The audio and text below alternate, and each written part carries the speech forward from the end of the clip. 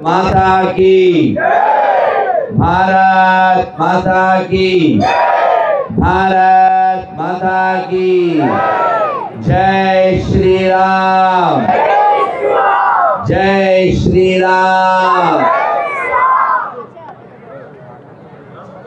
आपदामपहर्तारं धातारं सर्वसंपदां लोकाभिरामं श्रीरामं भूयो भूयो नमाम्यहम्।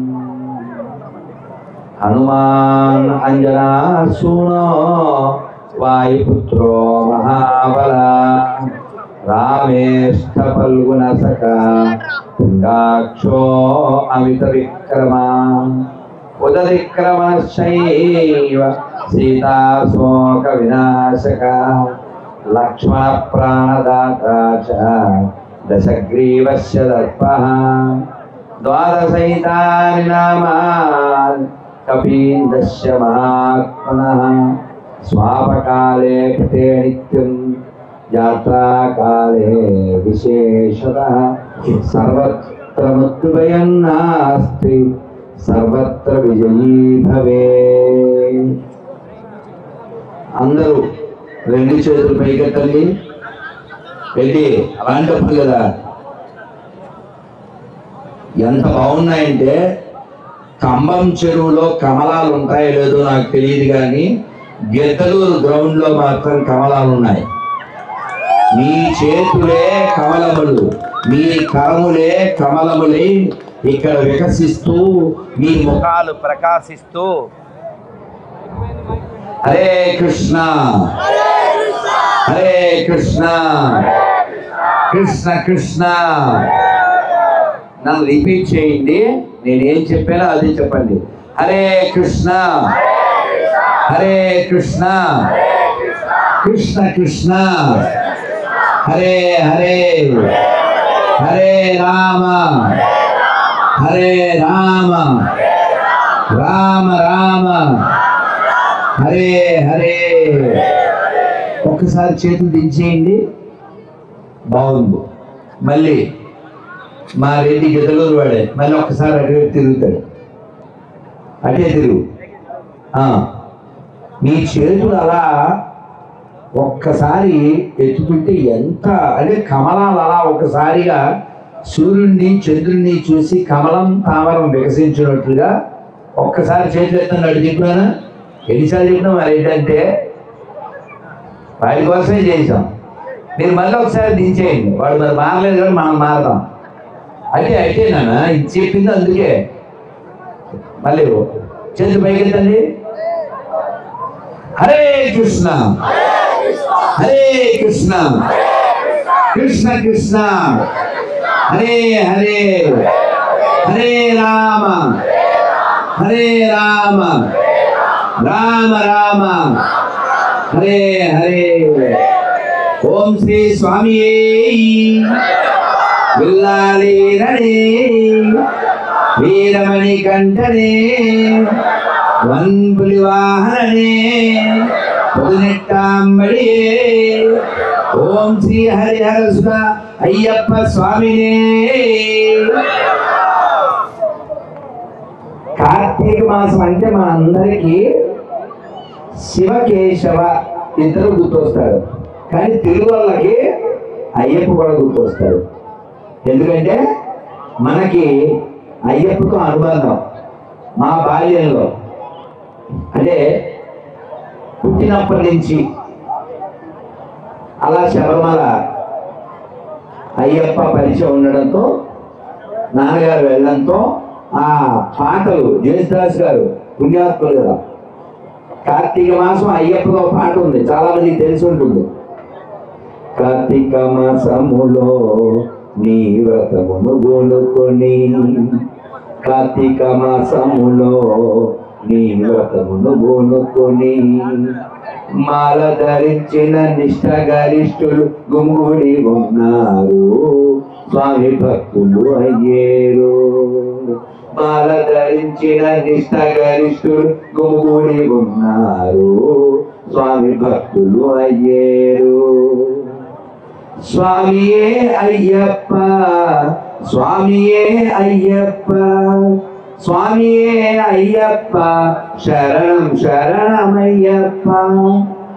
ఇది మీరు ఒకసారి చెప్తే బాగుంటుంది.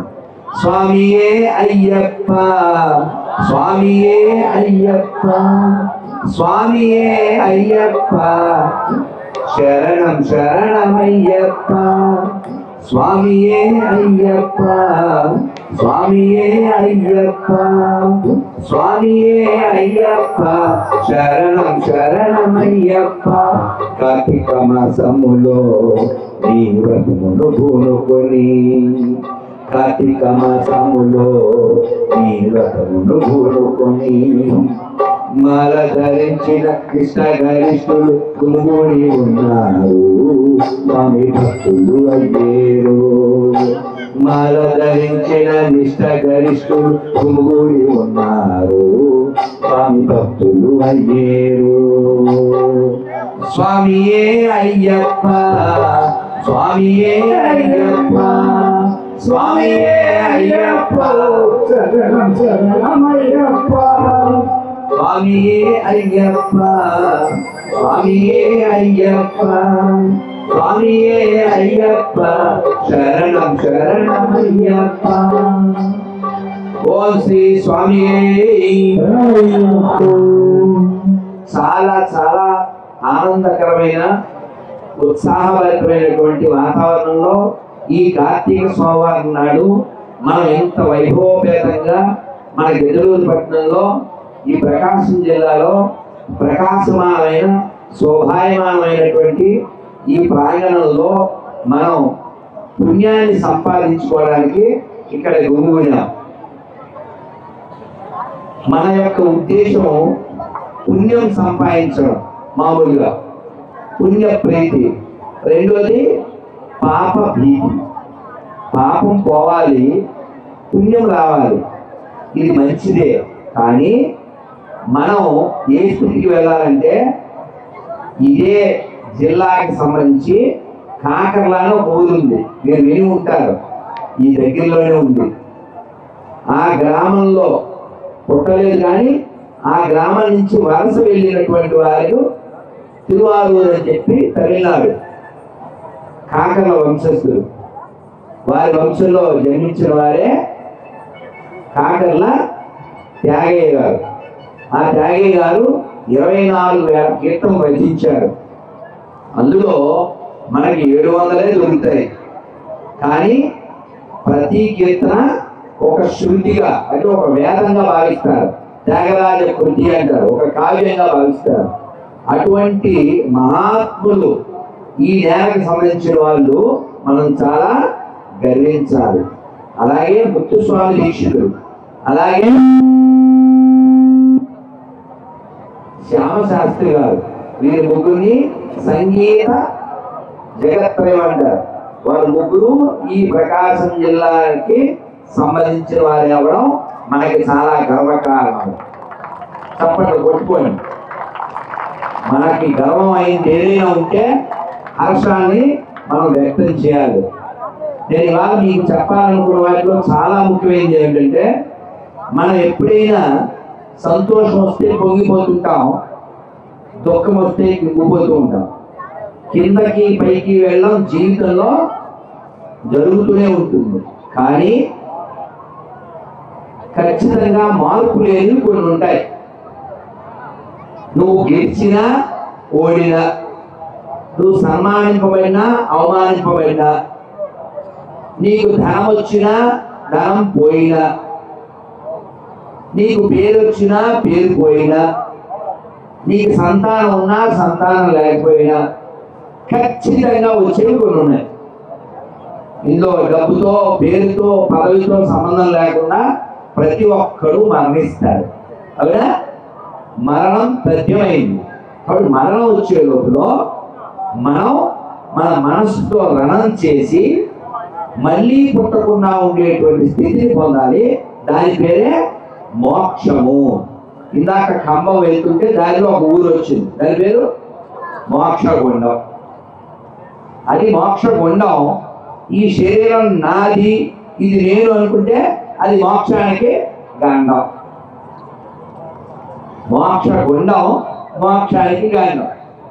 నాకేం కనిపించిందంటే ఇక్కడికి వస్తున్నప్పుడు ఇందులో ఈ పోలీసు వాళ్ళు, ఈ లేకపోతే సెక్యూరిటీ వాళ్ళు అందరూ కూడా మిగిలినటువంటి భక్తులతో పాటు గట్టిగా సంతోషంగా ప్రకాశిస్తున్నటువంటి ప్రకాశమానమైనటువంటి ప్రకాశం జిల్లా ప్రజలు గట్టిగా జై శ్రీరామ్, జై శ్రీరామ్, జై శ్రీరామ్, రామ లక్ష్మణ జానకి,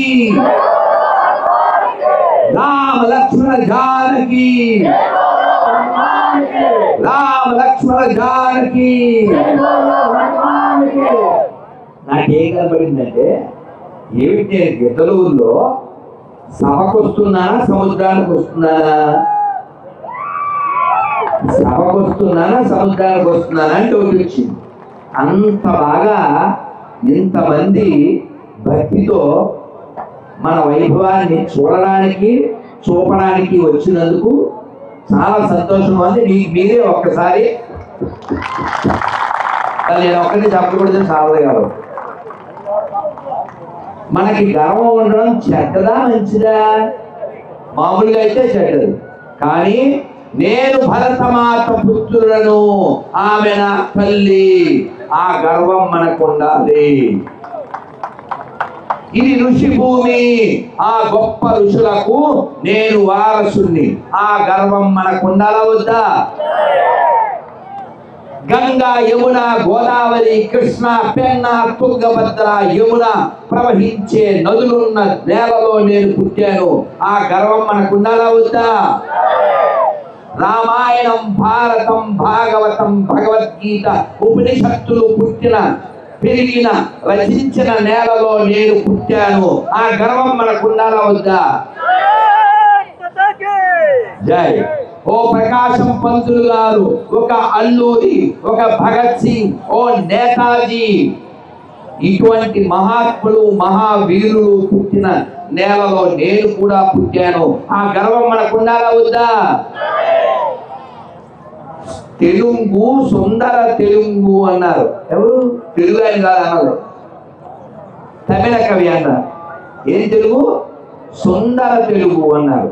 అటువంటి తెలుగుకి, ఆ భాషకి వారసులమైనందుకు మనకి గర్వం ఉండాలా వద్దా?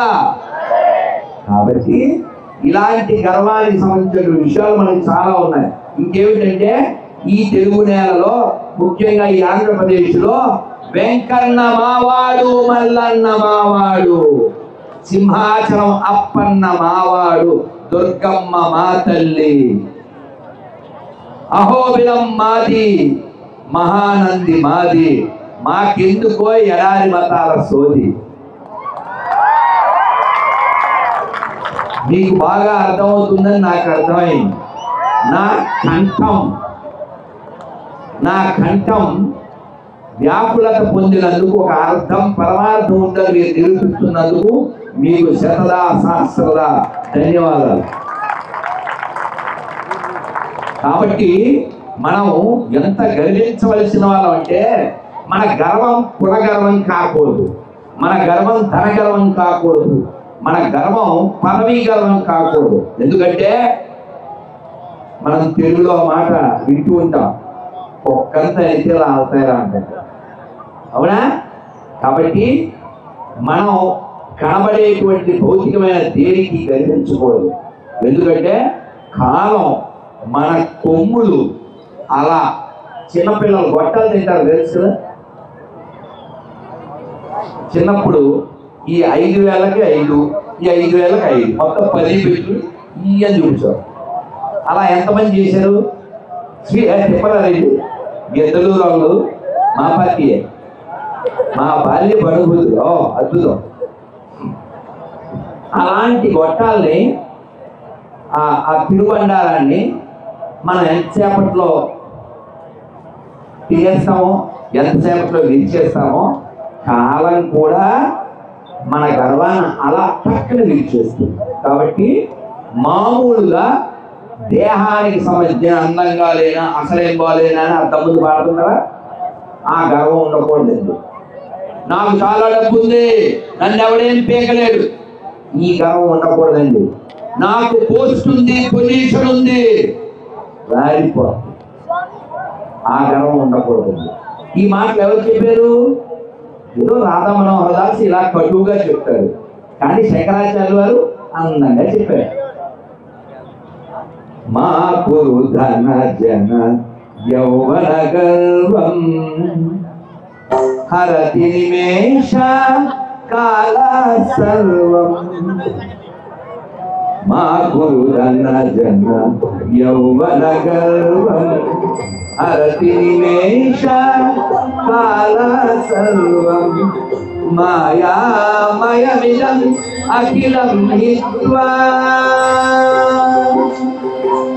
మాయామయమిదం అఖిలం హిత్వా బ్రహ్మపదం త్వం ప్రవిశ విదిత్వా బ్రహ్మపదం త్వం ప్రవిశ విదిత్వా భజ గోవిందం భజ గోవిందం గోవిందం భజ మూఢమతే భజ గోవిందం భజ గోవిందం గోవిందం భజ మూఢమతే. గోవిందా గోవిందా. మైక్లో మీరు గోవింద చెప్పకుండా ఉంటే ఇక్కడ అయ్యప్పలు, భక్తులు, తల్లులు, పిల్లలు చెప్పేది వినపడుతుంది. అన్యదా భావించకుండా మీరు చెప్పిందే నేను వినాలనుకుంటున్నాను. ఆయన చెప్తే ఆయన చెప్తానని మీరు భావిస్తారు. అందుకని గట్టిగా గోవిందా గోవిందా. జెండాలు కూడా కదలడం లేదు. అసలు జెండాలకే మీ యొక్క శ్వాస తాకకపోతే తిరుమల కనీసం 300 కిలోమీటర్లు ఉంటుందా? ఏమండి? 500, 300 లోపు. ఓకే, మరి వినపడాలా స్వామికి? నీ ఉండేదా కొండపై ఓ స్వామి, నేనుండేది నేలపై. నీ ఉండేదా కొండపై నా స్వామి, నేనుండేది నేలపై.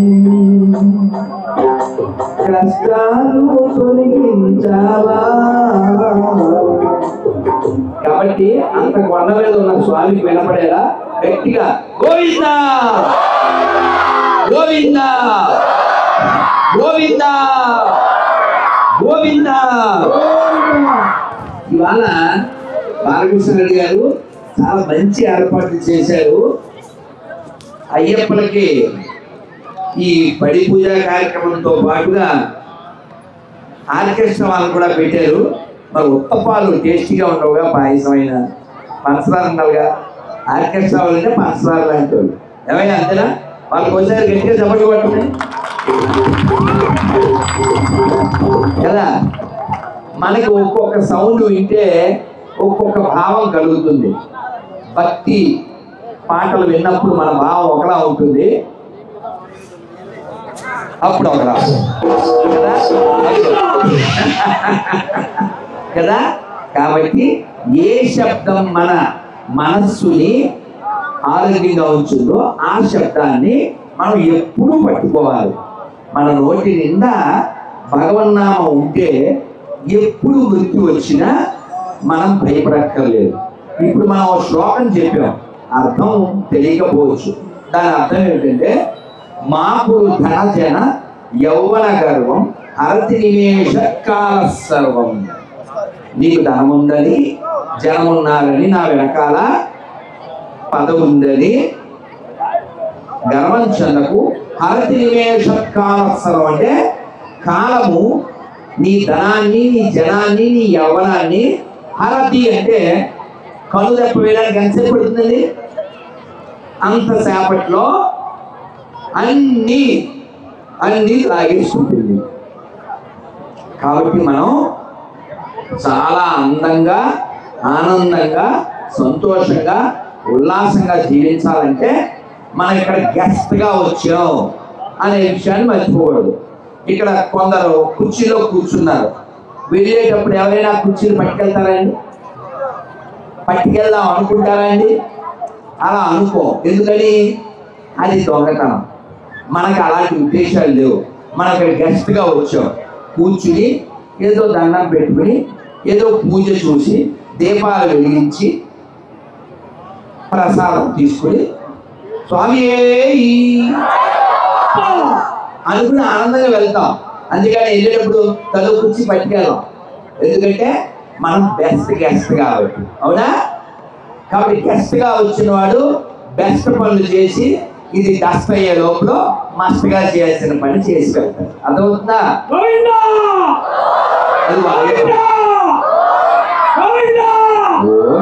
కాబట్టి మనం అందరం కూడా ఈ భూమి మీదకి గెస్ట్గా వచ్చాం. ఇక్కడ ఎవ్వడు పర్మనెంట్ కాదు. తోపు తురుము అయినా సరే తరిమేస్తాడు. ఎవరు పట్టుకెళ్తారు మనని? యముడు పట్టుకెళ్తాడు. కానీ యముడు వచ్చే లోపల మనం ఏం చేయాలో చేస్తే మనం భయపడకుండా ఉండవచ్చు. రామదాస్ గారి పేరు మనం విన్నాం, రామదాస్ గారి సినిమా చూసాం. ఆయన చెప్తారు ఏమనంటే, నాకు ఒకటి దొరికింది అంటాడు ఆయన. ఏం దొరికింది? ఒక వజ్రం. ఆ వజ్రం ఏమిటంటే జస్ట్ 2 అక్షరాలు. ఏమిటది? అది గట్టిగా జై శ్రీరామ్, జై శ్రీరామ్, జై శ్రీరామ్, జై శ్రీరామ్. ఆయన అంటారు, తారక మంత్రము కోరిన దొరికెను దండుడనైతే తారక మంత్రము కోరిన దొరికెను దండుడనైతే మీరిన కాలుని దూతల పాలిట మృత్యుయని బది నమ్మన్నా తారక మంత్రము కోరిన దొరికెను దండుడనైతిని దండుడనైతిని దండుడనైతిని. తారకం అంటే రక్షించున్నది, ఉద్ధరించున్నది. మేము కాశీ నుంచి వచ్చాం. మొన్న దిగాను, నిన్న మళ్ళీ కారెక్కాను. మన గద్దలూరు పట్టణానికి అర్ధరాత్రిలో వచ్చాను. కాశీలో మణికర్ణికా ఘాట్ అని ఒకటి ఉంటుంది. నాన్న అయ్యప్పుడు అక్కడ మాట్లాడితే నీకు మైక్ ఇమ్మంటే ఇస్తాను, నాకు అభ్యంతరం. ఎవరు మాట్లాడినా బాబు ఒకరు మాట్లాడు. నాన్న మీరు చెవులు నాకు ఇవ్వండి ప్లీజ్. ఈ కాశీలో మణికర్ణికా ఘాట్లో 24 గంటలు రాత్రి పగలు తేడా లేకుండా శవాలు వస్తూనే ఉంటాయి, కాలుస్తూనే ఉంటారు. మామూలుగా మన ఊళ్ళో శవాన్ని చూస్తే ముట్టుకుంటే శ్మశానానికి వెళ్తే స్నానం చేయాలి. కాశీలో అవి ఏమీ లేవు.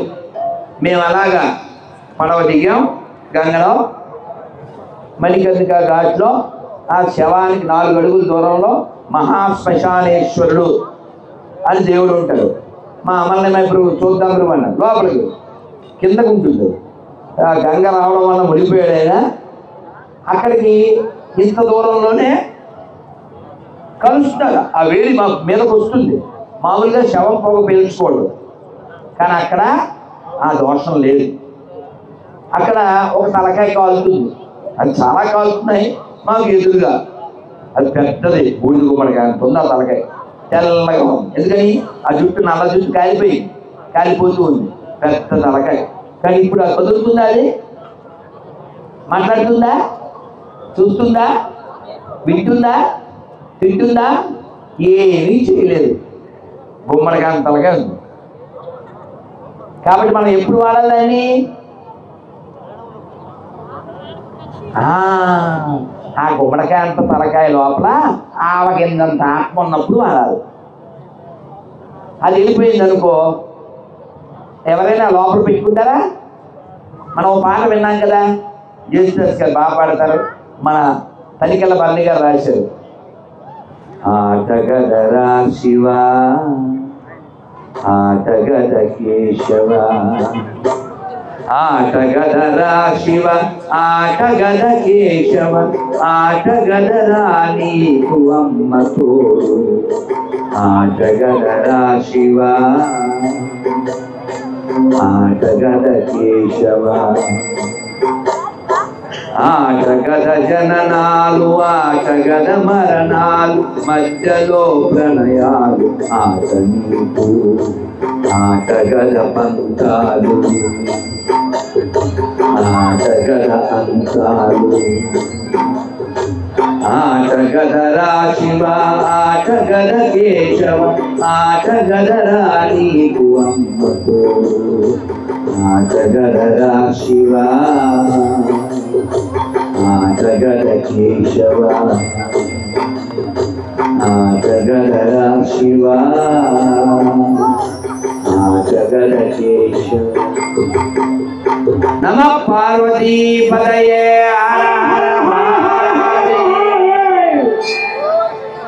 మీ అందరి తరఫున ఆయనే అనేస్తున్నారు భోజనం ప్రసాదం కూడా ఆయనకే ఇచ్చారు కాబట్టి మనం అందరం కూడా ఈ ఆట బాగా ఆడదాం వద్దా బాగా ఆడి మనని చెయ్యి పట్టుకుని ఈయన గెలిచాడు అని ఒక ఆయన వచ్చి చెయ్యి పైకెత్తి అందరికి చూపిస్తారు ఆయన ఏమంటారు మన గెలిచేవాడిని లోకాన్ని చూపిస్తారు కదా స్టేజ్ మీద ఎక్కి ఎంపరరా కోచా ఏమంటారు ఆయన అవునా మరి ఆయన ఎవరు భగవంతుడు కాబట్టి మనం లోకంలో గెలవడం కోసం ఓ పరుగులు పెట్టేసుకుంటాం వాళ్ళతో వెళ్తాం గొడవ పెట్టేసుకుంటాం నేను ఎవడో తెలుసా అంటుంటాం అసలు నువ్వెవడో నీకు తెలుసా నువ్వెవడో నీకు తెలుసా మరి నేను ఎవరనే ప్రశ్న వస్తే దానికి ఒక బెస్ట్ రాములు వారు ఒక అర్ధరాత్రి తలుపు కొట్టారు వశిష్ఠుడు వారు ఆయన లోపల నుంచి ఎవరో అన్నారు అంటాం కదండి రాములు వారు అన్నారు అదే అది తెలుసుకుందామని వచ్చాను అర్థమైంది మీకు ఆయన ఏమడిగారు లోపల ఎవరు అని అడిగారు రాములు వారు అన్నారు అదే అది తెలుసుకుందామని వచ్చాను అది తెలుసుకోవడానికే మానవ జీవితం అది తెలుసుకోకుండానే 70 ఏళ్ళు వచ్చేస్తాయి 80 ఏళ్ళు వచ్చేస్తాయి 82 వచ్చేస్తాయి మనం వెళ్ళిపోయే టైం వచ్చేస్తుంది కానీ మనం ఏమనుకుంటాం ఇంకా టైం ఉంది అని అనుకుంటూ ఉంటాం మనం ఓ మాట వింటుంటాం కదా ముసలోడే కానీ మహానుభావుడు అంటే సినిమాలో చెప్పిన డైలాగ్ కాదండి మహానుభావుడు అంటే ఈ జిల్లాకి సంబంధించినటువంటి త్యాగరాజు వారు చెప్పారు ఎందరో మహానుభావులు ఎందరో మహానుభావులు అందరికీ వందనము ఎందరో మహానుభావులు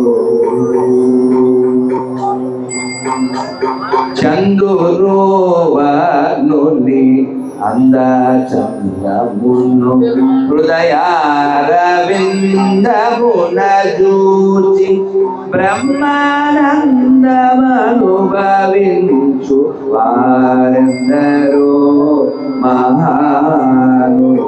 మహానుభావులు बोलो सीतारामचंद्रमूर्ति भगवान की लक्ष्मण स्वामी की पवन सुत वीर हनुमान की गोविंदा गोविंदा మహానుభావుడు అంటే మనకు అప్పు ఇచ్చినోడో లిఫ్ట్ ఇచ్చినోడో గిఫ్ట్ ఇచ్చినోడో కాదండి ఈ గుణాలు కలిగిన వాడిని మహానుభావుడు అంటారు ఎవరా మహానుభావులు అంటే ఎప్పుడూ హృదయం లోపల రామచంద్రమూర్తిని ఆ అందమైన ముఖార విందాన్ని దర్శిస్తూ లోపలే బ్రహ్మానందాన్ని అనుభవిస్తూ ఉండేటువంటి వాడు మహానుభావుడు తప్ప బ్రహ్మానందం సినిమాలో చెప్పిన డైలాగులో ఉన్నవాడు మహానుభావుడు కాదండి అదొద్దా బ్రహ్మానందం అనుభవించడం అంటే హృదయం లోపల ఎప్పుడూ సంతోషంగా ఉండడం ఒక అవమానం రావచ్చు ఒక ఆపద రావచ్చు, ఓ కష్టం రావచ్చు, ఓ ఇబ్బంది రావచ్చు, కదిలిపోకూడదు. అమ్మ తిట్టచ్చు, నాన్న కొట్టచ్చు, మొగుడు అరవచ్చు, ఆఫీసరు కరవచ్చు, ఓ నాయకుడు మన ఏదన్నా అనవచ్చు, ఓ ఇబ్బంది మనకంటే చిన్నవాళ్ళ చేతుల్లో మనం పడవచ్చు. ఎన్ని అయినా ఎన్ని ఇబ్బందులు వచ్చినా ఎన్ని అవమానాలు వచ్చినా మనం వెంటనే కదిలి ఆ అవమానాన్ని తట్టుకోలేక ఓ సైడ్కి వెళ్ళి సూసైడ్ చేసుకోవడాలు ఇలాంటి ఆలోచన చేయకూడదు. ఎందుకంటే ఈ మానవ జన్మ చాలా ఉత్కృష్టమైంది, మళ్ళీ మళ్ళీ వచ్చేది కాదు. ఇంగ్లీష్లో మాట చెప్తారు, human life is not by choice, it's by chance. హిందీలో చెప్తారు, జిందగీ నా మిలేగా దోబారా. అందుకని దీన్ని చేయకూడదు. దుబారా దుబారా అంటే రెండోసారి రాదు. దుబారా అంటే తెలుసుగా మనం రోజు చేసేది. కాలాన్ని ఎంత బాగా దుబారా చేస్తామో కదా. హాయ్ బ్రో అని మొదలెడతాం, హాయ్ బ్రో అని ఐబ్రో సెగరేస్తుంటాం. మరి అది మనం అనకూడదు. అందరి తల్లుల్ని నేను అనట్లేదు, కానీ 60-70 వచ్చినా కూడా ఇంకా సీరియల్ చూద్దాం అనుకునేటువంటి వాళ్ళు ఉన్నారు. సీరియస్గా ఈ టైం అయిపోతుంది, మనం ఎందుకు వచ్చామని ఆలోచించడం మానేసి ఇంకా సీరియల్ గురించి ఆలోచిస్తే కాలం ఆగుతుందా? కాలం ఆగుతుందా? ఎప్పుడో ఒకసారి విన్నాను నేను, 2006లో ఒక ముసలావిడ జపం చేస్తుంటే దేవుడు వచ్చాడు. దేవుడు వస్తే మనం ఇక్కడికి వచ్చాము, స్వామి చక్కగా అలంకరించి అద్భుతంగా నిర్మించినటువంటి ఈ 18 పైన కూర్చున్నటువంటి అయ్యప్పని చూసి, ఆ గణపతిని చూసి, మాలికాపురత్తమని చూసి, కుమారస్వామిని చూసి మనం మొక్కుతున్నాం. మరి దేవుడు ప్రత్యక్షంగా వస్తే మొసలు ఏం చేయాలి? స్వామి వచ్చావా, ఊరిపోమ్మంటుంది, కాడు రమ్మంటుంది, తొందరగా తీసుకో అనాలా? అంటలే మొసలే, ఇలా చూస్తుంది. ఏమంటే ఇప్పుడు నేను మీ అందరికీ పరిచయం కదా, రేపు పొద్దున్న ఎప్పుడు నాకు కనబడితే మీరు ఇలా ఎగదిగా చూస్తే, లేదు ఇప్పుడు నేను సభలోకి రాగానే నన్ను పట్టించుకోకపోతే, మీరేమో గ్రాండ్గా పూలు జల్లుతూ జై శ్రీరామ్ అంటూ నన్ను లోపలికి తీసుకొచ్చారు, ఘన స్వాగతం. అలా కాకుండా పట్టించుకోకపోతే నేను ఫీల్ అవుతానా? ఏమిటిది, ఎందుకు పిలిచారు అనుకుంటా కదా. మరి దేవుడు కూడా నువ్వు పిలిచి జపం చేయడం అంటే ఏమిటి? రమ్మని పిలవడం కదా. స్వామి వస్తే ఈవిడేమో ఇలా చూస్తుంది. ఇంకా తప్పదని స్వామి ఇంకా సెల్ఫ్ ఇంట్రడక్షన్ ఇచ్చుకున్నాడు. ముసలే నీకు మోక్షం ఇద్దామని వచ్చాను అన్నాడు. గోవిందా. ఆవిడ మోక్షం ఇస్తాను అనగానే ఆవిడ వెంటనే స్వామి థ్యాంక్ యూ అని వెళ్ళిపోవాలి కదా. ముసలు ఏమన్నా తెలుసా, పైకి కింద చూసి అంటే మోక్షం ఇస్తాడన్న మోక్షం చక్రవాకం సీరియల్ వస్తుంటే టీవీకి అట్టగా నిలబడి ఒక్క మీకు అర్థమైందా? అంటే చక్రదారి వద్దు, చక్రవాకం కావాలండి. అందుకే అప్పుడప్పుడు కోపం వచ్చి అంటుంటాను ఏంటంటే, తినేది పూతరేకులు, చూసేది మొగల రేకులు, తయారయ్యేది పోరంబోగులు. మరి అనకూడదు అనుకుంటాను, కానీ మరి టైం వేస్ట్ చేసేవాళ్ళు ఏమనాలండి చెప్పండి. మాలాంటి వాళ్ళేమో డబ్బాలు పుస్తకాలు పెట్టుకుని ఎప్పుడు చదువుదామా అనుకుంటాం. 30-40 ఏళ్ళ నుంచి కలెక్ట్ చేసిన పుస్తకాలు అవన్నీ చూసి ఎక్కడ టైము, అలా కాశీ నుంచి దిగాను, మళ్ళీ రాత్రి కారు ఎక్కాను, ఇలా వచ్చాను, మళ్ళీ ఇప్పుడు రైలు ఎక్కాలి, మళ్ళీ రేపు సాయంత్రం విజయవాడలో మళ్ళీ కారు ఎక్కాలి, మళ్ళీ ఎల్లుండికో కారు ఎక్కాలి, మళ్ళీ బస్సు ఎక్కాలి. ఇలా మీకు టైం ఉంది కదండి. అందుకని దేవుడు మంచి బుక్ ఫేస్ కూడా ఇచ్చారు కదండి. అందుకని బుక్ ఫేస్ కలపండి. కానీ ఫేస్